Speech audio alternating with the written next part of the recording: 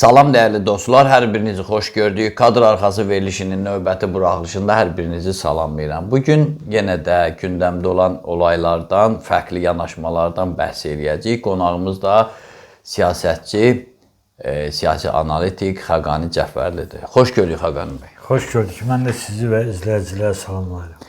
Bu istidaziyə çəkib gəldiyinizə görə öncə ona görə minnətdarlığımı bildirirəm ki, vaxt ayırırsınız, öz fikirlərinizi, baxışlarınızı bizlə bölürsünüz. Mən istəyərdim İranla bağlı sizin mövqeyinizi bilək. Müharibə dayandımı, yoxsa yenə də müəmmalı sülh sazişi yaxud da sülh sazişinin pozulması kimi mərhələni keçirik? Ortada nə atəşkəs var, nə sülh var. Ortada bir 60 günlük möhlət var. Artıq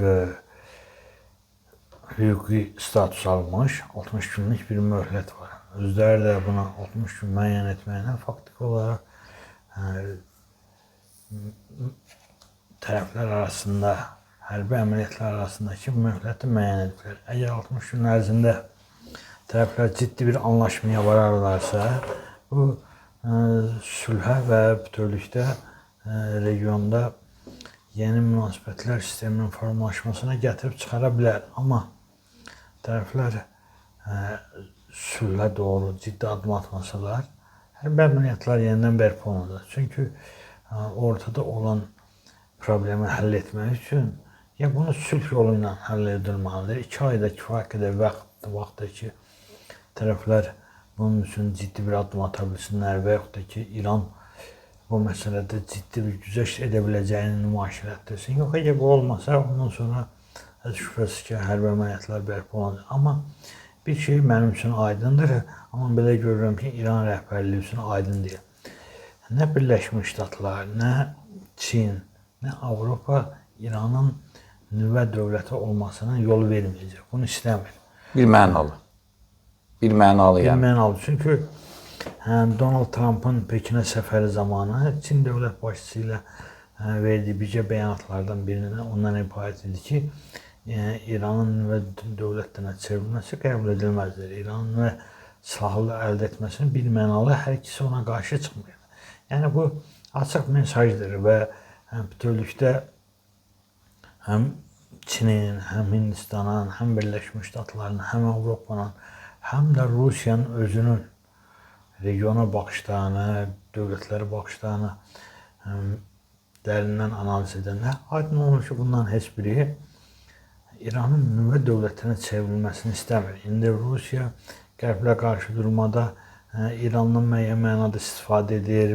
İran ümumiyyətlə son 30 ildə İrandan çox istifadə edib. Bundan əvvəl də İran faktiki olaraq Rusiyanın siyasətinin bir hissəsi olub, amma bütövlükdə bir şeyi bilmək lazımdır ki, buna yol verməyəcəklər. Yol verməyəcəklərcə bundan ötəri xalqın, dövlətin resurslarını xərcləmək və sonda əli boş qalmaq cinayətdir. Bunun başqa bir adı yoxdur. İkinci bir tərəfdən artıq dünyada hər proseslərin içərisində olan süni intellektin nə demək olduğunu, o süni intellektin hara getdiyini, yeni texnologiyaların nələr doğurduğunu bilən adamlar anlayır ki, artıq nüvə dövlətinin özü də, daha doğrusu nüvə silahının özü də artıq suverenliyin təminatı deyil. Çünki son illərə qədər 50-ci ildən bugünə kimi, yəni Sovet İttifaqının nüvə silahı əldə elədiyi 1950-ci ildən bugünə kimi nüvə silahı suverenliyin əsas təminatlarından biri hesab olunur. Belə qənaət yaranıb ki, əgər hər hansısa bir ölkənin nüvə silahı varsa, o xarici təhdidlər sıfırlanır. Bəli, sığortalanır. Bu anlama gəlir, amma məsəl üçün hər kəs onudur ki, dünyanın ən böyük nüvə gücü olan Sovet İttifaqı kənar müdaxilə olmadan dağıldı. Yəni Sovet İttifaqını hər hansı bir kənar hərbi müdaxilə ilə dağıtmadılar. Sovet İttifaqı iqtisadiyyatı çökdü, cəmiyyətin sosiologiyası çökdü. Ondan sonra çökmüş cəmiyyət dövləti saxlaya bilmədi və dövlət də çökdü. Bu mənada İran və yaxud da ki, digər nüvə silahında həvəsli olan dövlətlər bilməlidirlər ki, dövlətlərin əsas gücü nüvədə deyil, əsas gücü cəmiyyətin özündədir. İkinci də texnologiyalardadır, elmdədir. Hökm deyil ki, nüvə silahlarından sahib olsun. Məsəl üçün, bu günləri Şimali Koreya nüvə dövlətidir. Amma Cənubi Koreya nüvə dövləti deyil. Siz dünyada Cənubi Koreyanı da yeni baxın, Şimali Koreyanı da yeni baxın. Cənubi Koreya möcüzələr yaratmış. Yəni, dünyanın ilk onluğuna özünün şirkətini yazdırmış, sala bilmiş bir dövlətdir. Samsung kimi bir marka yarada bilmiş bir dövlətdir. Yəni, bu başqa bir şeydir. Yoxsa ki, siz nüvə silahı ilə hər kəsi şantaj eləmək, hər kəsi təhdid eləmək, amma onun var ki, məsəl üçün, Rusiyanın əlindən 5889 nüvə başlığı var bugün. Sovet İttifaqı dağılandan sonra çox saylı ixtisarlar ləğv etmələrin nəticəsində azalıb gəlib 5889-a çatıb. Amma bu 5889 nüvə başlığı Rusiyanın dünyanın ən zəngin coğrafiyasına, ən zəngin təbii sərvətlərinə malik Rusiyanın dünyada bu günləri bir dənə dünya markası hesab olunacaq məhsulu yoxdur. Yəni, belə deyək ki, Cənubi Koreyadan əhalisi də, ərazisi də, təbii sərvətləri də müqayisə olmaz dərəcədə çox olan Rusiyanın dünyada elə bir markası yoxdur ki, dünyada o Samsungla müqayisə olunmamış. Belə bir şey yoxdur. İndi məsəl üçün, həmin o böyük şirkətlər, Samsung kimi şirkətlər yeni texnologiyada da dövlətlərinə mənsub olduğu xalqları irəli aparır. Bax, bu günləri artıq hər kəs anlayır ki, 2 il, 3 il sonra dünya tamamilə fərqli bir dünya olacaq. Məsələn, mən çox qulaq asıram dünyanın aparıcı texnoloji şirkətlərinin təmsilçilərinin, xüsusilə də rəhbər şəxslərinin müsahibələrinə, yazılarına, müsahibələrinə qulaq asıram, yazılarını oxuyuram. Ondan özü belə 3 il sonra dünyanın hansı nöqtədə ola biləcəyini təsəvvür etmirlər. Amma bu günləri hər kəsə aydındır ki, artıq nüvə silahı təhlükəsizliyin təminatı deyil. Bu günləri istənilən bir ölkənin məhdud sayda ölkələr var ki, bu istisnadır. Birləşmiş Ştatlardır, Çindir, Böyük Britaniyadır, qismən İsraildir, qismən Hindistandır. Bunlar istisna olmanın digər ölkələrin hamısı kənar müdaxilələr o qədər açıqdır ki, istənilən bir süni intellekt proqramı ilə istənilən bir ölkənin nəqliyyat sistemini çökdürmək mümkündür. İstənilən bir ölkənin energetika sistemini çökdürmək lazımdır, mümkündür. Bank sistemini çökdürmək mümkündür və ən nəhayət nüvə silahının özünü təhlükəli hala gətirmək mümkündür. Məsəl üçün, bu İranın ali dini rəhbəri Seyyid Əli Xameneyi, yəni bütün belə deyək ki, gündəlik proqramını, gündəlik qrafikini Birləşmiş Ştatlar, İsrail, İranın paytaxt şəhəri Tehranda yerləşən küçə izləmə kameralarını izləməklə müəyyən etmişdilər ki, bu Seyyid Əli Xameneyi saat neçədə durur, neçədə nə iş görür, bunun hamısını həmin kameralar vasitəsilə öyrənə bilmişdilər. Və orada mən bir məqam qeyd etmək istəyəcəm. Orada hər bir kameranın belə deyək ki, yaddaşına daxil olmamışlar və yaxud da kameranın çəkim hissəsinə daxil olmamışlar. Onlar o kameraları idarə edən mərkəzin beyin mərkəzinə, birbaşa mərkəzə proqramına daxil olaraq oradan hamısını köçürürdülər. Hətta məsəl üçün bu günlərdə bir şey oxudum. Yeni belə deyək ki, proqramlar var. Deyir ki, hətta siz onu yükləməsəniz belə, təsadüfən yükləməsəniz, yəni siz bilə-bilə o proqramları yükləməsəniz. Onlar cəsus proqramlarıdır. Siz notebookunuzu açırsınız və yaxud kompüterinizi işə salırsınız və yaxud da ki, telefonunuzu işə salırsınız, internetə qoşuludursa, o zaman dərhal həmin proqram sizin kompüterin yaddaşında nə var, hamısını köçürür. Özü də deyir qısa zamanda 2 dəqiqə ərzində hamısını köçürdür. Hətta deyir bu proqramların belə deyək ki, like eləmək və yaxud da ki, hər hansısa bir şey gəlir ki, bunu like elə və yaxud da ki, buna ehtiyac yoxdur. Siz onun xəbəriniz də olmur ki, artıq o sizin kompüterinizə yükləndi. Bunlar sadəcə olaraq başlanğıcdır.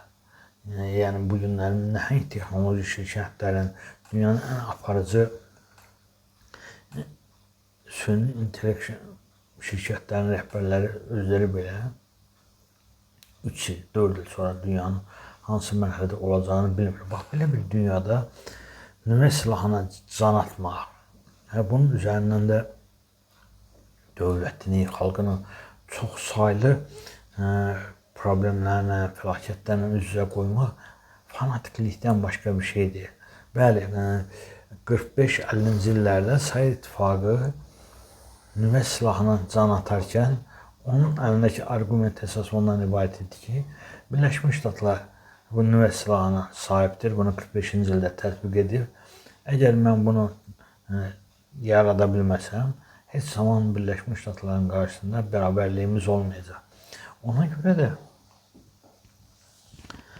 45-50-ci illər arasında Sovet İttifaqı Birləşmiş Ştatların bir çox istəklərinə güzəştə getmək məcburiyyətinə qaldı. Məsələn, İranla bağlı, İranın bilirsiniz, Sovet İttifaqı artıq İranı faktiki olaraq parçalamışdı. De facto parçalamışdı. Onun de jure parçalamağa nə çatmadı? Nüvə silahı çatmadı. Nüvə silahına malik olsaydı, Birləşmiş Ştatların təhdidini qəbul etməyəcəkdi və İranı parçalayacaqdı.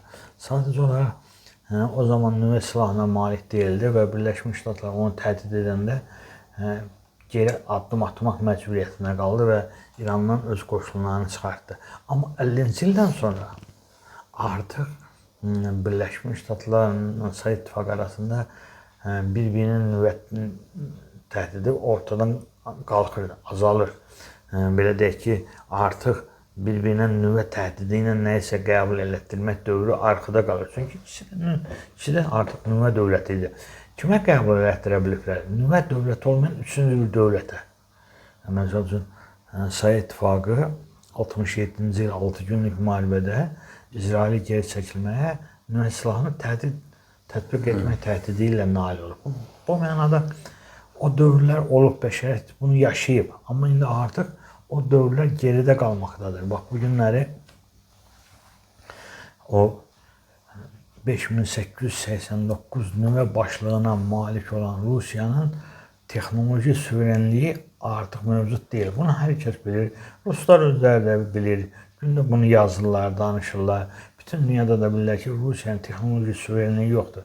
Baxmayaraq ki, əlindəki nüvə silahı ilə bütün yer kürəsini dağıtmaq gücündədir. Hətta o yarısıyla da dağıtmaq var. Tamamilə doğrudur. Nəinki yarısı ilə onun 5də biri, 10da biri kifayətdir ki, yer kürəsini məhv eləyəsən. Çünki çox nəhəng Ariyalı əhatə edir. Amma o nüvə başlıqları dünyanın ən böyük nüvə arsenalına malik olmaq Rusiyanın texnoloji suverenliyini təmin edə bilmir. Və yaxud da ki, maliyyə suverenliyini artıq təmin edə bilmir. İnformasiya, mədəni təhlükəsizliyini təmin edə bilmir. Çünki Rusiyanın bu günləri çox ciddi bir sosiologiyasında çat yaranıb. Hakimiyyətin şərqə dönüş siyasəti, yəni üzünü Çinə çevirməsi Rusiya cəmiyyətində artıq müqavimət tezisləri doğurur. Bu günlərdə, məsəl üçün, mən baxıram, istər Putinə yaxın politologlar, istər Dövlət Dumasında təmsil olunan deputatlar, istərsə də bu və digər şəkildə mövcud hakimiyyətə bağlı olan ictimai-siyasi xadimlər açıq-aşkar vurğulayırlar ki, biz Avropa mədəniyyətinin bir hissəsiyik, biz Qərb mədəniyyətinin bir hissəsiyik, biz Şərq mədəniyyətinin hissəsi deyilik. Biz Çinlə bir-birimizə bağlayan mədəni kodlar yoxdur. Amma bu gerçəklikdir ki, Rusiya bir Avropa dövlətidir. Rus xalqı özü də bir Avropa xalqıdır. Nə qədər belə də ki, geri qalsa da, nə qədər aqressiv bir toplum olsa da, Rusiya bütövlükdə bir Avropa dövlətidir və bizə də Avropa dəyərləri məhz Rusiya üzərindən gəlib. Azərbaycanın Rusiya işğalında olması və o dövr Rusiya coğrafiyasında sürətli o Avropalaşma, yəni Pyotrun başlatdığı o Avropalaşma mədəniyyətinin təsirləri Azərbaycana da gəlib çatıb. İndi tutaq ki, bizə 19-cu əsrin ortalarında gəlib, amma Ruslar bunu özləri 18-ci əsrin əvvəllərindən yaşamağa başlayıblar və bir zamanlar şərq dövləti olan Rusiya artıq Pyotrun islahatlarından çevrilib olmuşdu qərb dövləti, Avropa dövləti. Bu mənada həmin təxminən bir belə də ki 300 ildən artıq 400 illik faktiki olaraq bir Avropa bağlı olan, Avropanın bir parçası olan Rusiyanın qəflən üzünü şərqə çevirəndə cəmiyyətdə bu ziddiyyətlər dərhal üzə çıxmalıdır. Ola bilər ki, ilk günlər insanlar səslərini çıxarmasınlar, bunu ötəri bir addım hesab eləsinlər, taktiki kod hesab eləsinlər, amma zaman keçdikcə insanlar görür ki, bu geri dönüşü olmayan bir proses çevrilir. Ona görə də başlayırlar etiraz eləməyə. Bax, bu günlərdə mən baxdım, məsələn, Putinə ən yaxın politolog hesab olunan Sergey Karaganov faktiki olaraq Putinə ən yaxın şəxslərdən biridir. Çünki bunların arasında deyilən münasibət o qədərdir ki, bir-birinə sən deyə müraciət edirlər, adları ilə müraciət edirlər. Hətta hakimiyyətdən öncədən dostluqları var. Yəni onun Putinlə elə bir dərin münasibətləri var. Bax, bu günlərdə onun bir debatına baxdım. Daha doğrusu onun stenoqramını oxudum.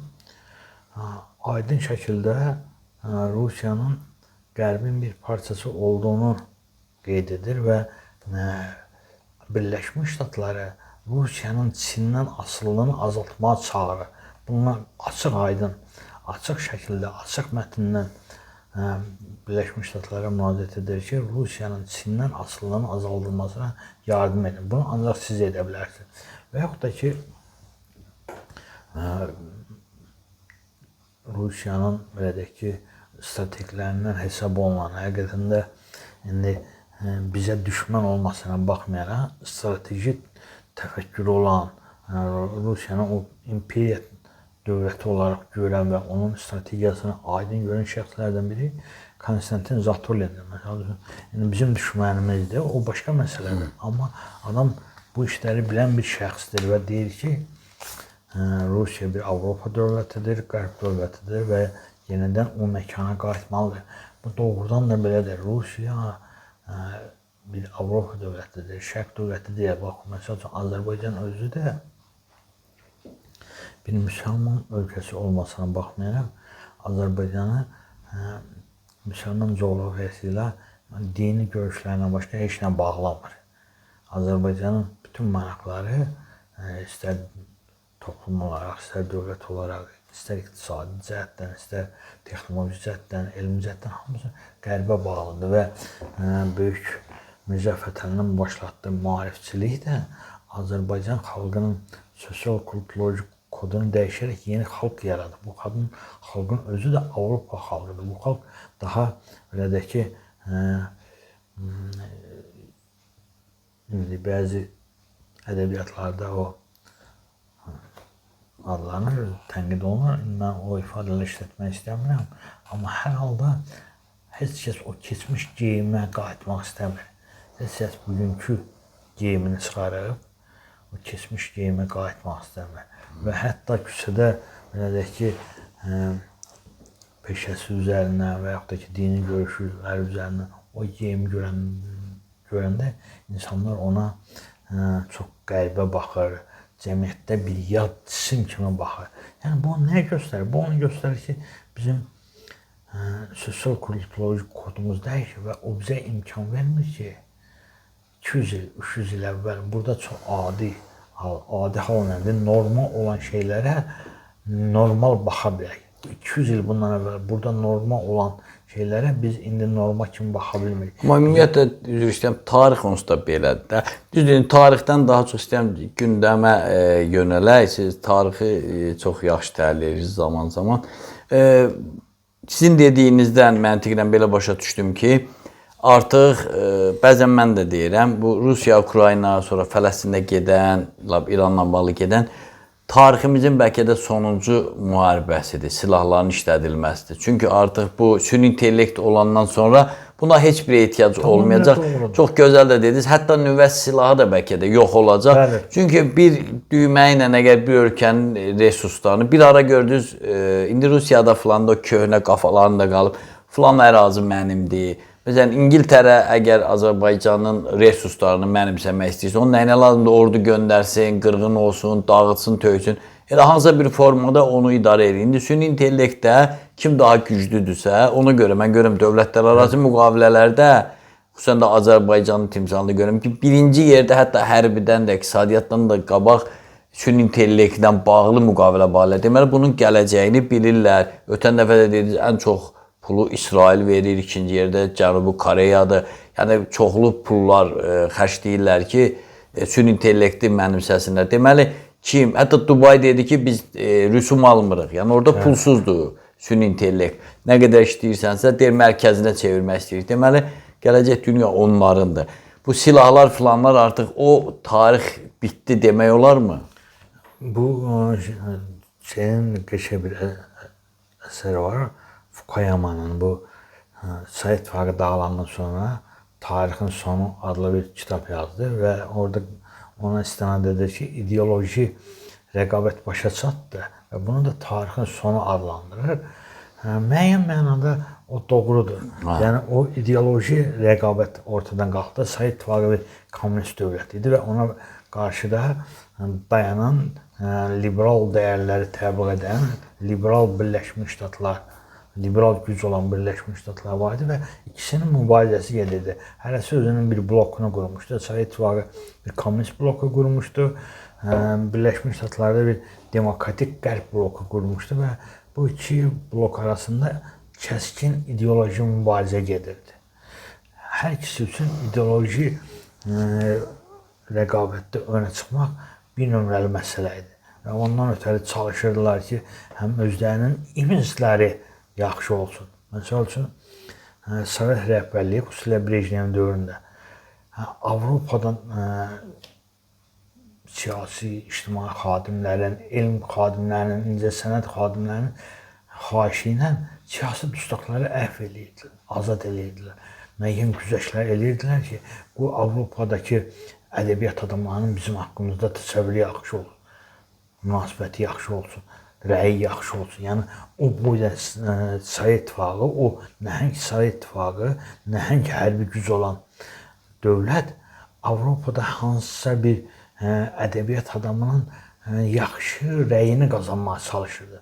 Bu, ideoloji mübarizənin, ideoloji rəqabətin doğurduğu elementlər idi. Onun nəticələrindən biri idi. Amma indi artıq ortada ideoloji mübarizə yoxdur. Bir tərəfdə Çin, bir tərəfdə Birləşmiş Ştatlar olan iki nəhəng texnoloji güc var. Mənim dostum Asif Yusifli onları monster adlandırır. Texnoloji monster. Və bu müəyyən mənada bu da haqlıdır. Bunlar hər ikisi digər dövlətlərdən və bütövlükdə yerdə qalan dövlətlərdən. Dünyada nə qədər dövlət qalıb, qat-qat güclüdürlər. Yəni ikisinin texnoloji gücü yerdə qalan 200-dən artıq dövlətin texnoloji gücündən cəmindən üstündür. Qat-qat çoxdur. Bax, bu çox dəhşətli bir şeydir ki, belə də ki, ikisi də digər dövlətlərdən həddindən artıq önə çıxıblar. Bunlarla ayaqlaşmaq mümkün deyil. Bunları çatıb, bunları ötüb keçmək. Hətta deyirlər, Çin 50 il bizdən qabaqdadır, dünyadan qabaqdadır. Heç şübhəsiz ki, o bir gerçəklikdir. İndi, məsəl üçün, süni intellektin müxtəlif sahələrində biri, tutaq ki, o məlumat gücünə görə Birləşmiş Ştatlar öndədir. Amma tətbiq gücünə görə Çin öndədir. Çinin əhalisinin çox olması və hətta təkcə əhalinin çox olması deyil. Çin çox geniş sahələrə tətbiq edir. Məsəl üçün, poçt daşınmalarını artıq dronlar vasitəsilə həyata keçirirlər. Daha belə deyək ki, maşınlar və yaxud da ki, adamlar vasitəsilə bu poçt daşınmaları ortadan qalxır. Dronlar vasitəsilə həyata keçirir. Süni intellektlə idarə olunan dronlar bunu həyata keçirir. Yəni bu çox qəribə bir vəziyyətə gəlir. Məsəl üçün, başqa bir şey var ki, tutaq ki, Yaponiya hələ də robot sənayesindən liderliyini qoruyub saxlayır və onu əldən verməməyə çalışır. Siz qeyd elədiniz, İsrail və Cənubi Koreya çox böyük pullar xərcləyir və çalışır ki, bu texnoloji inqilab dövründə ən aşağısı rəqiblərindən çox geri qalmasın. Yəni, hər kəs başa düşür ki, belə deyək ki, ötüb keçmək mümkün deyil. Amma heç olmasa çox geri qalmamaq. Bir neçə il əvvəl Tesla yeni meydana çıxanda, Tesla yeni qurulanda Almaniyanın avtomobil şirkətləri ona yuxarıdan aşağı baxırlar ki, Tesla nədir? Bu nə zaman gəlib bizə çata bilər, nə zaman bizə rəqabət apara bilər. Amma arda-arda çox qısa zamanda bütün Almaniya nəhənglərini ötüb keçdi. Ən son olaraq da belə deyək ki, o Almaniyanın avtomobil sənayesinin nəhəngi ötüb keçəndə onda belə bir şey dedilər ki, daha bundan sonra Tesla'ya çatmaq mümkün deyil, amma çox geridə qalmamağa çalışacaq. Almanya kimi bir ölkə. Alman avtomobil sənayesinin təmsilçiləri dedilər ki, bizim bundan sonraki hədəfimiz Tesla ilə fərqin çox artmamasına nail olmaqdır. Çalışacağıq ki, bu fərq çox böyüməsin. Yəni artıq bazarda qalaq bir təhər. Bəli, yəni Tesla'nın ötüb keçməyi ortadan qalxdı.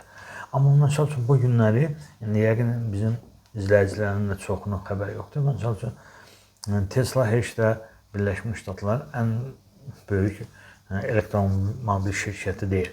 Baxmayaraq ki, məsəl üçün Çindəki fabrikasında 45 saniyə ərzində bir dənə elektromobil istehsal olunur. İl ərzində 6 milyon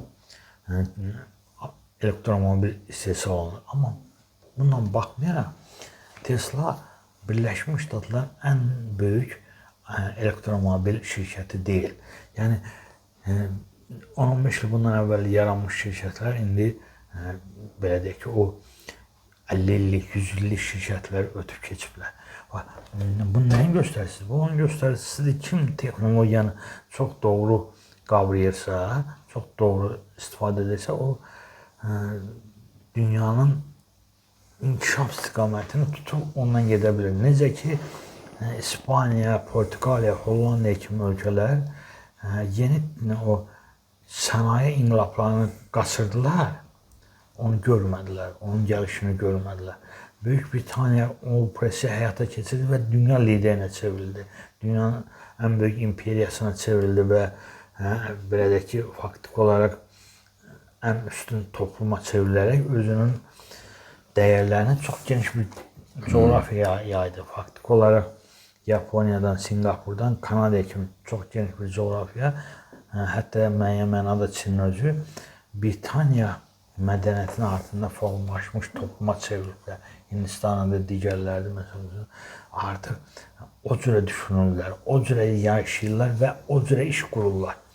İnsanın xarici görkəminin nə olması önəmli deyil və yaxud da ki, onun damarlarında axın qanın hansı irqə, hansı millətə mənsub olması önəmli deyil. İnsanın nə düşündüyü önəmlidir. İnsanın mənsubiyyətini onun düşüncəsi müəyyən edir. Buyurun, buyurun. Bu mənada bu süni intellektdə insan düşüncəsinin yaratdığı ən mükəmməl bir kəşfdir. Bundan mükəmməl insan hələ yarada bilmir. Bəs bütün bunu da sənaye inqilabı adlandırmaq olarmı? Bir də biraz razılaşmamaq istəyirəm. Deyirsiniz ki, bu ölkələr Portuqaliya, İspaniya və bir çox ölkələr 4-cü sənaye inqilabından keçmədi. Hətta yox, Amma keçdilər, onlar yəni geç keçdilər. Çünki keçməsən növbətini bütün dünya keçmədi. Azərbaycan da keçir. Hamısı keçir. Hə, onu aydınlaşdırmaq istəyirəm. Və yeni o sənaye inqilabını Birləşən Böyük Britaniya başlatdı. Halbuki öndə o getdi. Halbuki İspaniyanın daha çox şansları var idi. Ha, anladım. Yəni onu İspanlar niyə eləmədilər? O haqqında bəlkə də biz çox güclü sosioloji əsərlər yazmaq olar, sosioloji araşdırmalar aparılmalı. O da böyük imperiya olub hələ. İspaniya faktiki olaraq dənizlərə sahibdir. Dənizlərə sahib olmaq üçün ona məlumat bazası yaratmaq imkanı verirdi. Yəni dünyadakı mədəniyyətlərdən, bütün dünyada gedən proseslərdən bəhrələnmək imkanı verirdi. Amma nədənsə İspanlar deyil, onu bəlkə də Avropanın ucqarlarında bir qədər də İspanlar, Hollandlılar tərəfindən şimala sıxışdırılmış Böyük Britaniya həyata keçirdi və o bütün onunla da qazandı. Dünyanın taleyini dəyişdi. İndi onu deyirəm də, bu indi hazırki süni intellekt və digər nəsnələr növbəti sənaye inqilabı sayıla bilərmi? Doğrusu mən onun 5-ci sənaye inqilabı hesab edirəm. Yəni bir çoxları eləyir onu. Razılaşma bir çoxları o cür hesab edir. Mən bir dəfə yazmışdım ki, bu 5-ci sənaye inqilabıdır. Dostlarımızdan biri mənə dedi ki, yox, 4-cü sənaye inqilabının davamıdır. Amma məsəl üçün bu kəskin fərqli bir şeydir. Qərbdə belə bir fikir var ki, internet dövrü bir başqa şeydir, süni intellekt dövrü bir başqa şeydir. Mən ondan razıyam ki, bundan sonra internet həmişə olacaq da, belə çıxır ki, olmayacaq sənaye. Belə deyək ki, rabitə vasitəsi idi. İnternet, telefon kimi bir asan rabitə vasitəsi. Bir rabitə vasitəsi idi. Amma süni intellekt tamam fərqli şeydir. Onun rabitə ilə heç bir əlaqəsi yoxdur. O tamamilə bəşəriyyətin tarixində tutaq ki, onu bənzətmək olar barıtın kəşfinə və yaxud da ki təkərin kəşfinə. Təkərin kəşfi tamamilə doğrudur.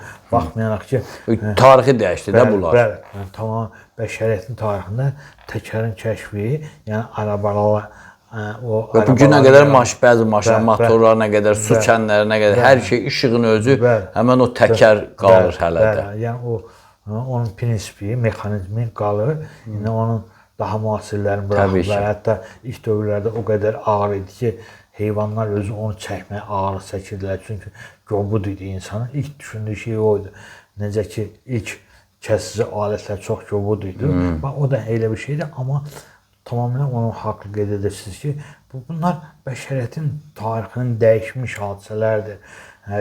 Bəlkə də süni intellekti insanın meşədən qovulmasını, daha doğrusu insana bizim əcdadlarımız olan insana bənzər varlıqların meşədən qovulması hadisəsi ilə müqayisə etmək olar ki, əgər o insana bənzər canlılar meşədə şimpanzelərə məğlub olmayıb, meymunlara məğlub olmayıb, meşədə qalsaydılar, bəlkə də ki, bəşəriyyət yaranmazdı.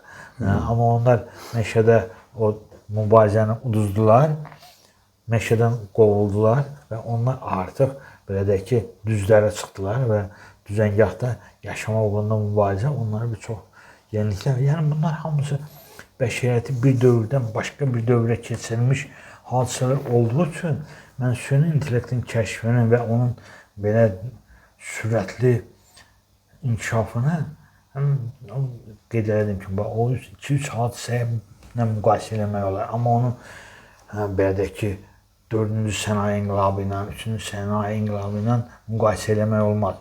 Sənaye inqilablarını bir-biri ilə müqayisə eləmək olar. Amma bu hətta tamamlanmayıb axı. Proses bitməyib deyə sizi də qınamıram, sizi qınayanları da qınamıram.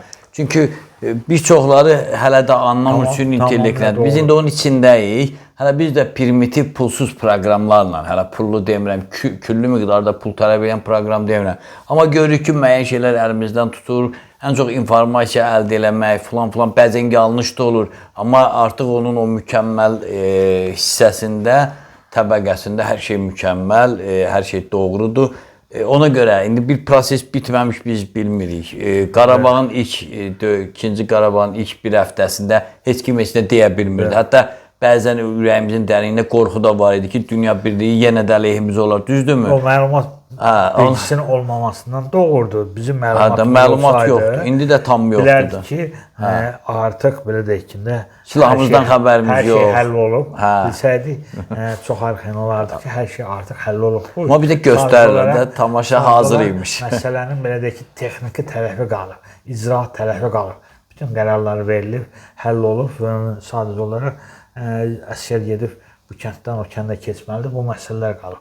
İndi, bax, o çox doğru deyirsiniz, bir neçə il öncə Rusiyada ən ağıllı adamlardan biri, yəni Rusiyanın elitasında ağıllı adamlardan biri German Grefdir, Sberbankın şefi, prezidenti olan German Gref bir müsahibəsi var idi. Deyir ki, mən Birləşmiş Ştatlara getmişdim, orada neft şirkətinə getdim. Deyir, mən orada özümü daş dövründən qalmış mamut kimi hiss elədim. Bax, ifadəsi də belədir. Mən orada özümü daş dövründən qalmış mamut kimi hiss elədim. İndi o mənada ki, mamutlar qırılıb gedir daş dövrün.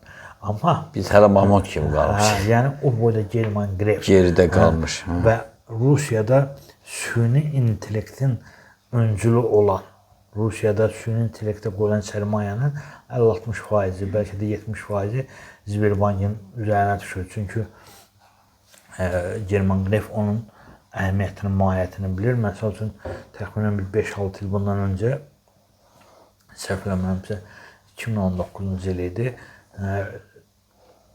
Kaliningradda universitetdə tələbələr qarşısında çıxış edirdi və hüquq fakültəsinin tələbələr qarşısında çıxış edirdi. Orada onun məşhur bir sözü var, deyir ki, cənab hüquqşünaslar, daha siz mənə lazım deyilsiniz. Bu il 220 hüquqşünas ixtisar eləmişik. Neyroşəbəkələr sizdən yaxşı iddianamə hazırlayır, siz mənə lazım deyilsiniz. Bax, bu 5-6 il əvvəl, 7 il əvvəl olan vəziyyət idi. İndi isə tamamilə bir başqa vəziyyətə gedib çatıb. O iddianamə hazırlayan neyroşəbəkələr indi o qədər iftidai görsənir ki, heç kəs onun haqqında daha danışmır. Məsələn, artıq süni intellekt şirkətlərinin özünün dəyəri trilyona çatmaqdadır. Texnologiya şirkətlərini demirəm.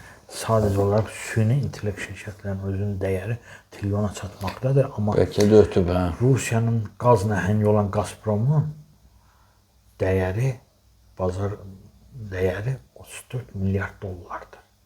Görün, təxminən bir 30 dəfə ucuzdur. Deməli, Rusiya bu süni intellekt prosesində uduzmuş çıxacaq. Çoxdan uduzur. Rusiya hətta birinci 20-likdə deyil. Birinci 30-luqdadır. 28-dədir ya 29-dadır. Bax, birinci 30-luqdadır. Getdikcə də yəni ki, geri gedər. Birinci 25-də olmadığını dəqiq bilirəm. Ya 28-dədir ya 29-da. Yəni və getdikcə də tamamilə haqlısınız. Geri gedəcək. Çünki Rusiya resurslar yox, gəlir yox. Resurslar tükənir. Rusiya dözülməz hala gəlir.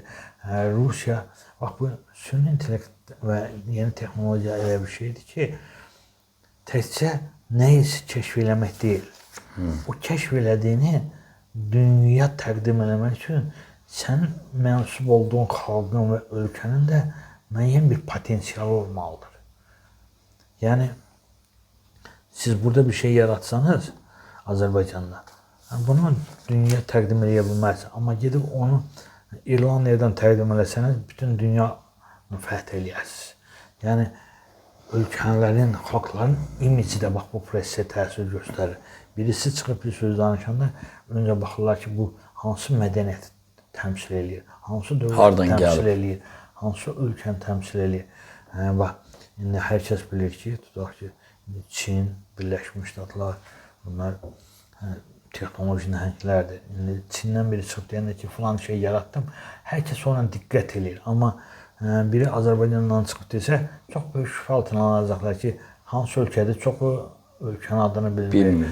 Bax, Bunlar hamısı çox ciddi təsir edici Amma şeylərdir. deyim, mən bir sualım da var. Bax, müəyyən texnologiya inkişaf elədikcə əl əməyinə ehtiyac azaldı. Məsələn, qabaq bir fabrikdə, tutaq ki, konserv zavodunda, şirə zavodunda 1000 qadın işləyirdisə, Sovet dövründə. Sonra bu texnologiyalar gəldi. Çünki tərəvəzləri biri yuyurdu, biri. Hətta qadın var idi, maaş alırdı. Hər bankanın içinə bir diş sarımsaq atırdı. O turşurabanı, düzdür də. Onu yuyurdular, ağzını bağlayanlar başqaydı, qaynadanlar başqa. İndi heç kim eləmir. Özü gəlir, heç əl dəymədən eləyir. Burada artıq o 1000 qadının əvəzinə harca 30-35 adam işləyir.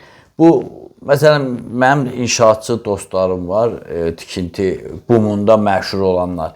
Deyir, qabaq məsələn, smetaya layihəni, bir binanın layihəsini bir həftəyə gecə-gündüz sxem çəkirdik, ölçü biçi. Deyir, indi süni intellektlə onu 2 saat eləyirik.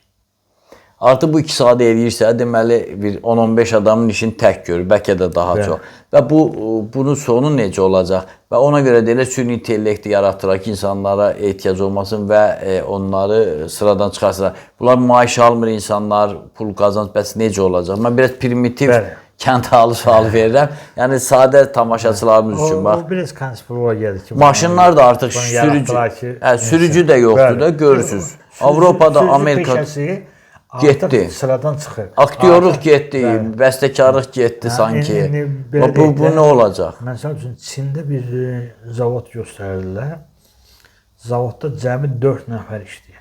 Qalan bütün işi maşınlar və robot həyata keçirir. Robot maşınların fəaliyyətini nəzarət edir, müəyyən şeyləri robot edir. Qalan şeylərdə maşın tamamilə avtomatlaşdırılır. 3-4 nəfər, böyük bir zavodda cəmi 3-4 nəfər işləyir. Deyir ki, əgər bu məhsulu keçmişdə burada əl əməklə buraxmaq lazım gəlsəydi, 30 minə yaxın işçi lazım olardı. Görürsünüz. Faktiki olaraq 30 minlik 40 nəfər. Hə, 3-4 nəfər. Hətta. 3-4 nəfər. Yəni, bu səviyyə düşür. Bunların işi müəyyən o şeyləri nəzarət eləməkdir. Yəni, orada gedib əmr vermək, komanda vermək kimi bir şey yoxdur. Hamısı proqramlaşdırılır. Düzdür, Çindəki sonuncu parad oldu. Orada minlərlə hərbi maşınlar gəldi. Sən demə, onun sürücüsü yox imiş. Hamısı, bax, belə uzaqdan idarə olunan süni intellekt yaxud da ayrı bir texnologiya ilə hamısı bərabər şəkildə gəlirdi. Buncuq kimi düzülmüşdü də. Çində müəyyən belə festivallar olur. Dronların nümayiş ilə bağlı bir festival var və onun yekununda göydə dronlarla müəyyən belə deyək də tamaşa göstərirlər. Milyon idi, nə qədər idi, eyni zamanda dron göydə rəqs eləyirdi. Bir-birinə dəymədən. Bir-birinə dəymədən. Elə bir mükəmməl səhnə yaratmış. Bütün dünya heyran olmuşdu ki, Çin nə edir? Bu qədər dronu qaldırıb göyə, orada müxtəlif rəqslər eləyir. Bu dronlar müxtəlif figurlar alırlar. Aydındır. Elə bil o qabaq olimpiyadada eləyirdilər paltarlarla, figur yaradırdılar. Göy cisimləri kimi yerlərini dəyişirlər, müxtəlif formalar alırlar. Mükəmməl bir şeydir. Onu məhtal qaldırırlar ki, nətər olur, bunun biri gedib o birisinə dəymir. Burada 5 dənə də olur, 10 dənə də olur, 100 minlərləndir. Bu o qədər dəqiq idarə olunur ki, bax, bu günləri məsəl üçün, əl əməklə buraxılan və yaxud da ki, əvvəl insanın iştirakı ilə dəzgahlarda istehsal olunandan avtomatlaşdırılmış zavod, fabriklərdə istehsal olunandan böyrə qoya bilmərsiniz keyfiyyətcə, indikilər daha mükəmməldir. O qədər mükəmməl tikir ki, bəzən tikiş yerini müəyyən etmək olmur. Belə çox inkişaf edir. Bu, hara gedir, bunun sualının cavabını heç kəs bilmir. Yəni, mən məsəl üçün deyim ki, kimsə bilir, bunu baxıram ki, heç kəs bilmir, hara gedir. Amma belə bir fikir var ki, bu günləri, dünən bugün çox izləmişəm, birini izlədim, bu süni intellekt şirkətlərindən birinin aparıcı şəxslərdən biridir. Deyir ki, bəşəriyyətin tarixində bir 10 illik, 12 illik çətin dövr var. Qarşıda. Ondan sonra yer üzünün cənnətə çevrildiyi dövr başlayacaq. Süni intellekt yer üzünü cənnətə çevirəcək və o nə ilə şey deyir ki, bu artıq bir çox peşələri sıradan çıxarır. Faktiki olaraq bir çox peşələr lazımsız olur. Artıq buna ehtiyac qalmır. Bu insanlar üçün çox gərgin bir dövr olur. Amma bəşəriyyət belədir ki, həmişə öyrəşir. Əl əməyindən zavod fabrikaya keçidəndə, manufakturalara keçidəndə insanlar qorxurdular ki, bəşəriyyət aclıq çəkəcək, hamı işsiz qalacaq. Amma məsəl üçün belə bir şey var ki, əgər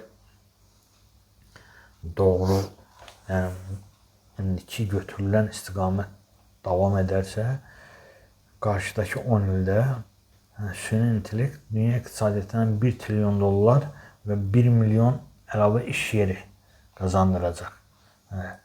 Bu hələlik məsəl üçün tutaq ki, nə Azərbaycana, nə bir başqa ölkələrin hələlik imkanlarının tam ortada olmadığı bir dövrdür və orada siz dediniz, doğrudan da məsəl üçün 5 il əvvəl, 6 il əvvəl Azərbaycanın özündə belədəki bir soyuq münasibət var idi. Sanki biraz bunu ciddiyə almadılar və mən yadımdadır 2019 ildə bununla bağlı bir məqalə də yazmışdım. Yeni texnologiyalar, süni intellekt, bunun əhəmiyyəti ilə bağlı bir məqalə yazmışdım. O məqalənin yazılışından bir müddət sonra mən bizim aparıcı dövlət qurumlarının müsbət mesajlarını aldım ki, nə yaxşı ki, bunu yazırsınız, bunu yazmaq lazımdır, demək lazımdır. Biz bu məsələlərdə çox gerilik gördüm ki, bürokratiyada artıq bunun fərqindədirlər ki, biz bu işlərdə geri qalırıq. Bilirsiniz, bu da nədən irəli gəlir? Tutaq ki, Milli Məclisin deputatı notebookla, kompüterlə işləmir. Amma bütün günü notebookun arxasında, kompüterin arxasında ölkəyə olan kiber hücumları və yaxud da ki, ölkə tərəfindən gedən prosesləri, bütövlükdə belə deyək ki, Azərbaycanın bu və digər sahəsinə müdaxilə etmək və yaxud da ki, banklarına müdaxilə etmək, insanların bank kartlarına, bank hesablarına müdaxilə etmək proseslərini izləyən şəxslər görürdü ki, proses çox belə deyək ki, bizim üçün təhlükə doğuraca biləcək bir istiqamətə gedir. Hələlik bunu görmürük. O zaman səhv 2019-cu il idi, mən onu yazdım. Onda məsəl üçün deputatlardan da hətta mənə dedilər ki, çox sağ ol ki, bunu yazmışsınız, bunu yazmaq lazımdır. Biz buna, hətta biri mənə dedi ki, biz bunun haqqında danışa bilmirik, amma sizin yazmağa imkanınız var, bunu yazın. Amma indi artıq məsəl üçün Azərbaycan qoca qarılar da mobil telefondan istifadə etmək məcbur. Bir də insanlara yazmağı öyrətdi. Təsəvvür edin ki, mesaj yazmaq məcburiyyətini də əvvəl görürsünüz nə qədər hərf səhvi ilə falanla yazır. Artıq düzəltdilər. Onu da bir kənara qoy. İndi bütün insanların demək olar ki, bank hesabları var. Kartı var, bəli. Birazdan pul da yox olacaq. Bəli. Demək olar ki, bütün insanların belə də ki, Azərbaycan əhalisi, indi az yaşlı uşaqları kənara qoyuram. Demək olar ki, hər bir şəxsin bank kartı var, bank hesabı var. Bunlar o deməkdir ki, bunun hamısı hər dəqiqə təhlükə altındadır. Bunlar gecə gündüz 24 saat dayanmadan qorunmalıdır. Bunlar da insan gözünü qırpmadan qoruya bilmir. Bunun proqramlar qoruyur, süni intellekt qoruyur. Məsəl üçün, mən bilirəm, həm rəsmi, belə deyək ki, dünyanın analitik şirkətlərinin hesabatlarına baxıram, həm də bu sahədə çalışan gənclərimizlə söhbətdən görürəm ki, Azərbaycan ciddi adımlar atar. Məsəl üçün, o buraxdığı boşluğu qısa zamanda doldurur və bu günləri süni intellekt sayəsində həm Gürcüstan ötüb keçib, həm Ermənistan ötüb keçib. Amma 7 il öncə biz Ermənistandan geridəydik. Bu bir fakt idi. Amma görülən tədbirlər onun gətirib ki, ötüb keçib. Məsəl üçün, Qazaxıstan çox yaxşı işlər görür, Özbəkistan çox yaxşı işlər görür. Özbəkistan da başlayır. Bəzən Azərbaycan, Özbəkistan, Qazaxıstan bir yerdə də görürlər. Çünki bu çox elə şey var ki, tək bir dövlətin işi olmur və yaxud da ki, elədir ki, bəzən dostlarla, müttəfiqlərlə bir yerdə görüləndə daha böyük nəticə alınır. Bu baxımdan yaxşı işlər görünür, amma mən çox istərdim ki, biz iki şeyi unutmayaq. Bu texnologiya dövrünün taliyə əsasən iki şeydən asıldı. Onun biri enerjidir, biri də talantlı insanlardır. Məsələn, Azərbaycanın təbiət kifayət qədər enerji qaynaqları verib. Yəni biz dünyanın o ölkələrindəndik ki, özümüzün enerji təhlükəsizliyimizi öz mənbələrimiz hesabına təmin etmişik və başqalarına da satırıq. Onların da təhlükəsizliklərin təmin olunmasında iştirak edir. Məsəl üçün Gürcüstan, Ermənistan özünü enerji təhlükəsizliyini təmin etmək iqtidarında deyil. Bu mənada bizim bir üstünlüyümüz var. Amma bu üstünlük yetərli deyil. Biz talantlı insanların da bu ülkəyə cəlb olunmasında, bu ölkənin özünün talantlı insanlarının bu ölkədə qalmasında çox ciddi işlər görməliyik. Yəni, beyin mərkəzləri yaranmalıdır. Son sualım da var, buyurun. Dövlət o sadə ciddi işlər görüb. Məsələn, indi gənclərimizin çoxu daha yüksək əmək haqqı üçün xaricə getmək istəmir. Çünki dövlət onu müəyyən qədər artıq təmin edib. Amma bu ilkin olaraq kifayətdir, ilkin olaraq. Amma bunun ardınca belə deyək ki, bu istedadlı gənclər özlərinin ideyalarını həyata keçirəcək sərmayə tapa bilməsələr, hökmən gedəcəklər başqa bir yerə. Təbii ki. Bir son sual da verim. Əzizləyicilər, siz də yəni ki, bəyənib, paylaşıb, fikirlərinizi yazırsınız. Çox maraqlı gedir söhbətim. Amma son sual, istərdim bir qısa cavab verək. Çünki artıq bir saata yaxınlaşdıq.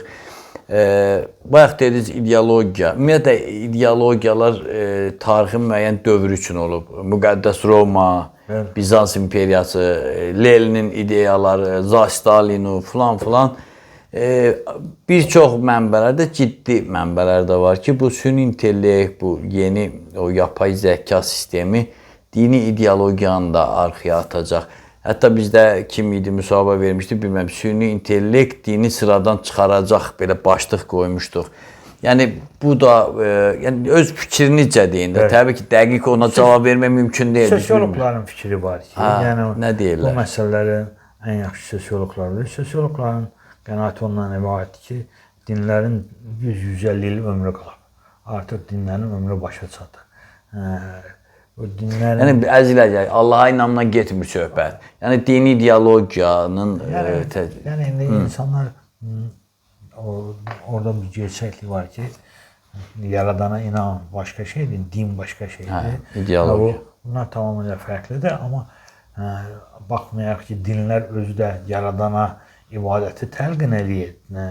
Ona baxmayaraq, din başqa şeydir, yaradana inan başqa şeydir. Təbii ki, təbii ki. Amma məsələn, sosiologların qənaəti ondan ibarətdir ki, 100-150 ilə yaxın, qarşıdakı 150 ildə dinlər yox olub gedəcək.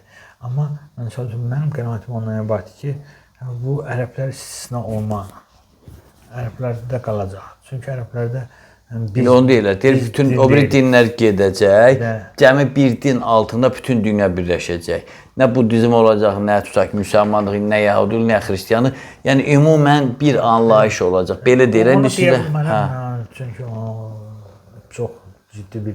100-150 ilə bu sürətdən getsə hər şey ola bilər. Onu iddia eləyə bilmərəm, çünki 100 il, 150 il sonra bəşəriyyətin harada olacağını heç kəs bilmir. Heç 10 il sonra bilmirik, bayaq dediyiniz kimi. 10 il, 15 il sonra artıq planetlər arasında uçuş təşkil oluna bilər. Məsəl üçün, bir zaman desəydin ki, insan turist kimi gəzə bilər, yəni kosmik turizm ola bilər, insana gülərdilər ki, belə nağıl danışma. Amma var indi. Hətta çox keçmişdə yox, təxminən 2014-2015-ci illər idi. Mən bir məqalə yazmışdım. Bu SpaceX şirkəti ilə, Elon Musk'ın kosmik şirkəti ilə bağlı bir məqalə yazmışdım. Yəni, onun raketləri bir dəfəlik deyil, çox dəfəlik istifadə etmək, göyə uçurub yerə qaytarmaq. Onda yeni bir şeydir, çünki o səhv eləmirəmsə 2012 idi, yəni 13-cü il idi, Ruslarla anlaşması pozuldu. Ruslar Tamahkarlığa edərək çox pul istədilər. Ondan sonra o imtina elədi. Dedi ki, özümün raketlərini yaradacağım. Və sonra da raketləri yaradandan sonra dedi ki, bunu elə eləyəcəm ki, bunu bir dəfə yox, çox dəfə istifadə eləmək. Yəni ona kimi... Adətən geri qayıda bilmirdi də indiyə qədər. İndiyənə kimi ondan da başqa heç kəs onu eləyə bilmir. Yəni o eləyib. Onunla bağlı mən bir məqalə yazmışdım. Bizim dostlardan biri bir qəzət rəhbəri, sayt rəhbəri mənə dedi ki, məqaləni oxudum. O dəlinin biri də axmaq danışır. Sən də onun yazısına, onun sözlərindən bir məqalə yazmışsan ki, o onu eləyə bilərsə, o dəldir, nağıl danışır, elə şey ola bilər. Amma gördünüz, oldu. Yəni təxminən bu 13 il əvvəl olmuş söhbətdir. Amma artıq neçə ildir ki, Elon Musk həmin raketləri uçurdur göyə. Bax, bu yaxınlarda dedi ki, ötən il 180 neçə uçuş ediblər. Ya 182-dir, ya 183 uçuş ediblər. Dedi ki, hədəf hər saatda bir uçuşdur. Hər saatda kosmosa bir uçuş. Təsəvvürün bizdə gəmi gedib o adanın yanından fırlanır. Bu da gedir ayın ətrafından fırlanıb qayıdıb gəlir. Elə o bəs eləyir. Qiyməti də ya 15 min dolardır yoxsa 150 min dolardır. İndi getdiksən belə deyək ki 55 milyon ilə getdiksən ucuzlaşır. İndi məsəl üçün şeylər Yaponlar kosmosa lift çəkir. O bir neçə dollar aparacaq kosmosa yükü, istər insan olsun, istər kosmosda istifadə olunacaq yük olsun, onu bir neçə dollar aparacaq həmin məsafəyə. Yəni bəşər o istiqamətə gedir. Artıq bunun geri dönüşü yoxdur. Mən insanların inancları ilə də işim yoxdur. Heç kəsin inancı ilə yox, belə bir fikir səslənir, onu soruşurdum sadəcə. Amma sosiologların ifadələrindən deyirəm ki, 150 ilə dinlər yox olub gedəcək. Amma mənim qənaətim ondan ibarətdir ki, bu ərəblərə aid deyil. Çünki bu ərəblərdə din deyil. Bu ərəblərin yaşam tərzidir, mədəniyyətidir. İslam ərəblərin yaşam tərzidir, mədəniyyətidir. Amma məsəl üçün tutaq ki,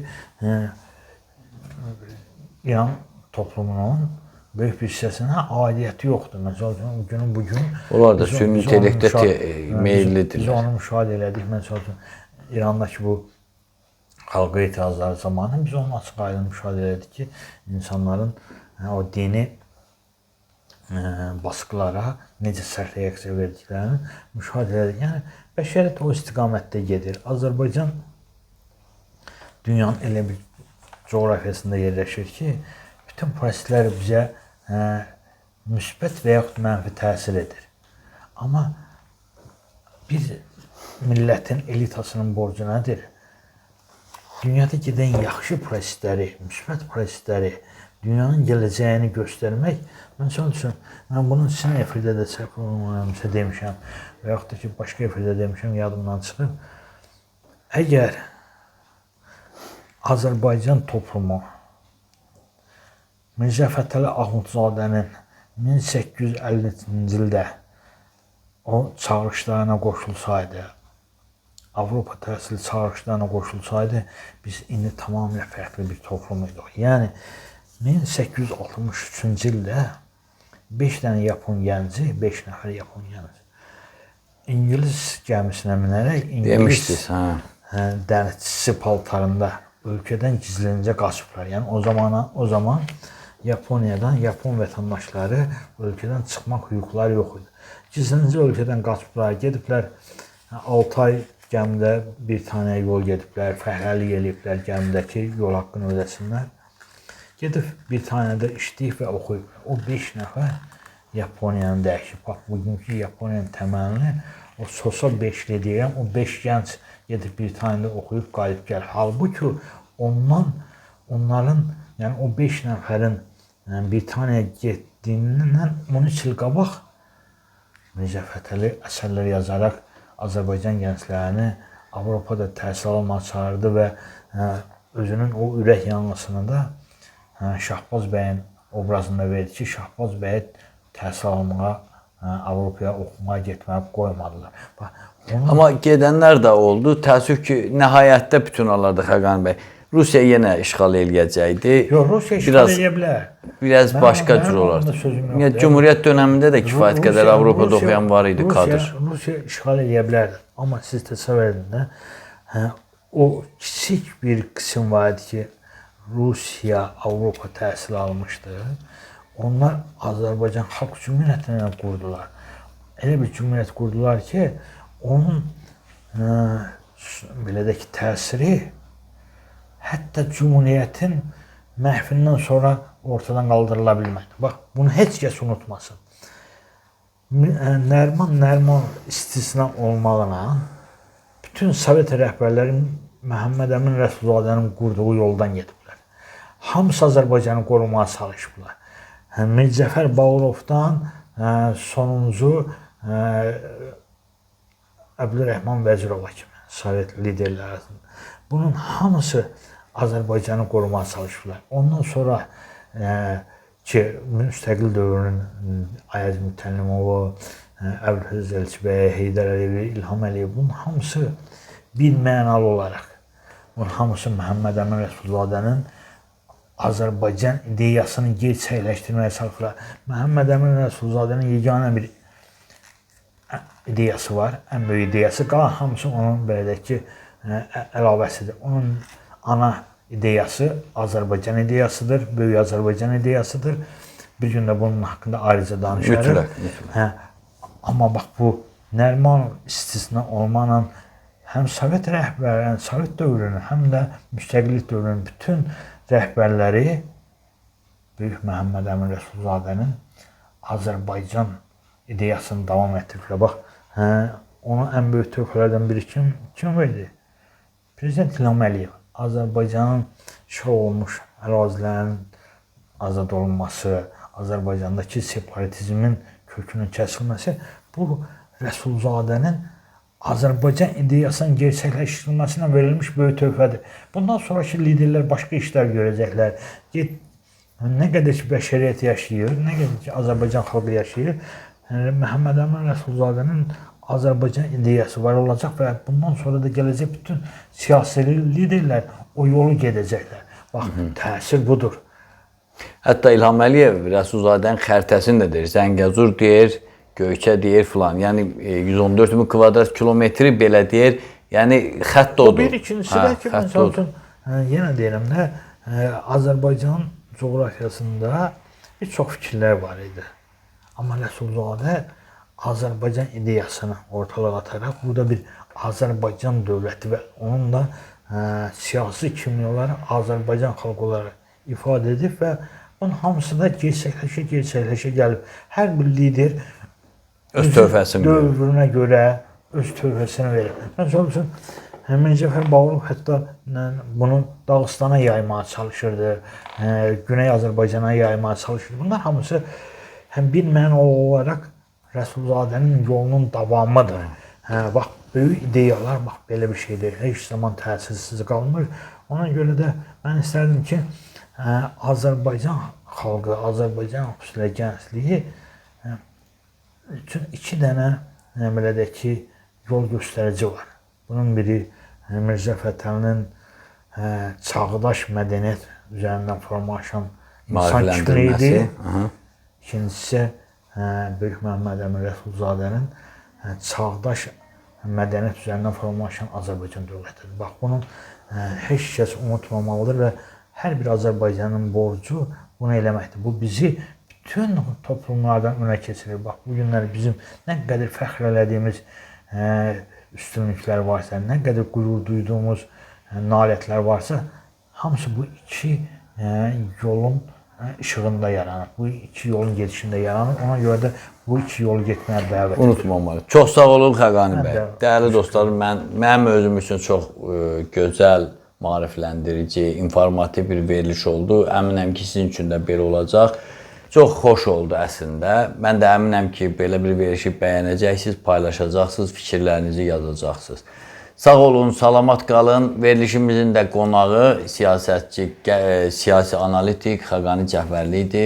Sağ olun, salamat qalın. Kadr arxasından çəkinməyin. Sağ olun.